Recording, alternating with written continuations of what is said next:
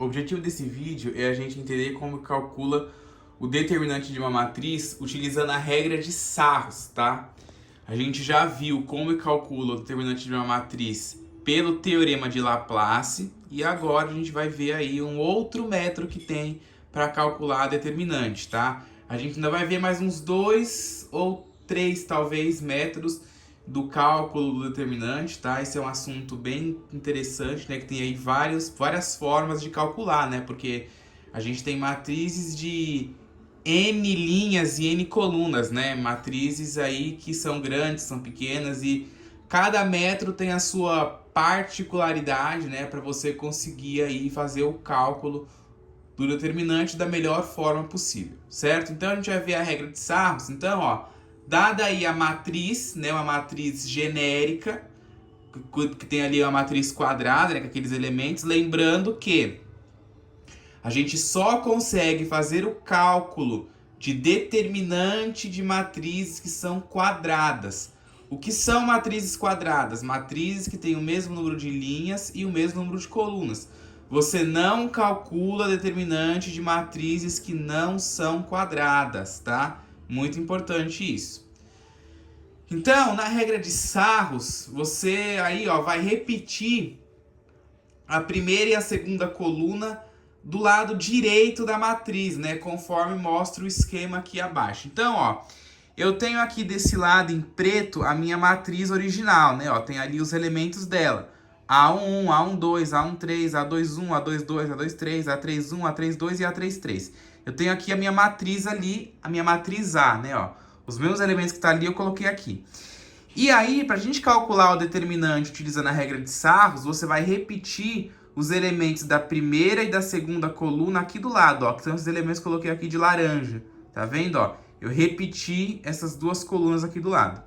E aí, eu vou multiplicar as diagonais principais, né, digamos assim, pela, né, e subtrair depois das diagonais secundárias, tá?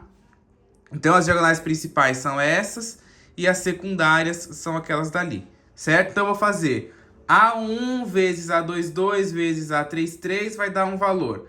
A12 vezes A23 vezes A31 vai dar outro valor. E assim vai indo. E aí a gente vai manter aquela mesma regra que a gente já viu nas matrizes de ordem 2, né? As matrizes de duas linhas, duas colunas. O que a gente fazia? A gente pegava lá a diagonal principal e subtraía da diagonal secundária, só que o valor que você obtinha quando você multiplicava a diagonal secundária, você não trocava o valor na matriz de ordem 2, né? Aqui você vai fazer a mesma coisa. As diagonais secundárias aqui, você vai trocar os sinais dos resultados que der. Então, você multiplicou o A13 pelo A22 pelo A31. Deu, sei lá, menos 3. Você vai colocar 3 positivo, você vai trocar o sinal. Ah, você multiplicou aqui e deu, sei lá, 8. Você vai trocar o sinal e vai colocar menos 8, certo? Somente nas diagonais secundárias você troca o sinal. Na outra você vai manter o sinal que der. Se der negativo, fica negativo. Se der positivo, fica positivo. Vamos ver um exemplo aqui, ó, para conseguir entender. Então, ó, tá aqui a matriz e ele quer calcular o determinante usando a regra de Sarros. Então, coloquei aqui, ó, a minha matriz usando a regra de Sarros. Eu peguei aqui a matriz original que eu tinha e copiei as duas primeiras colunas, né, aqui do lado.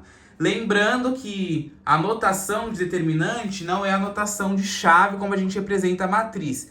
É a notação com essas duas barrinhas do lado, tá? É importante fazer aí a notação certa, ok? E aí eu faço aquilo que eu falei, ó.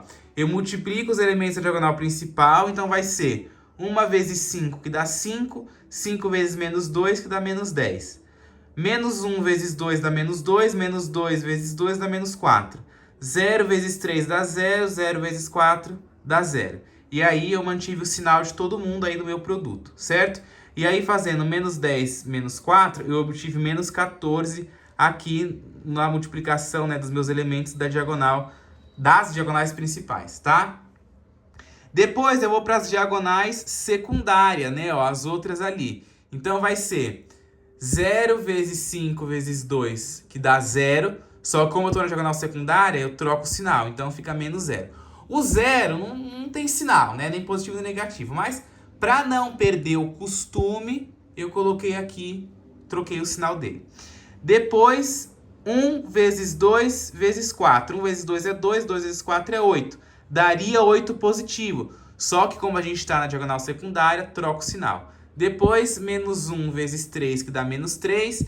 Menos 3 vezes menos 2, que daria 6 positivo. Só que como eu estou na diagonal secundária, eu troco o sinal. Então, menos 6. E aí, fazendo ali, menos 0, menos 8, menos 6 dá menos 14, certo? 8, né? 9, 10, 11, 12, 13, 14. Menos 14. Então, eu vou ter menos 14, menos 14, menos 28, né? E aí eu somo depois os dois resultados. Menos 14 mais, né, menos 14 dá menos 28.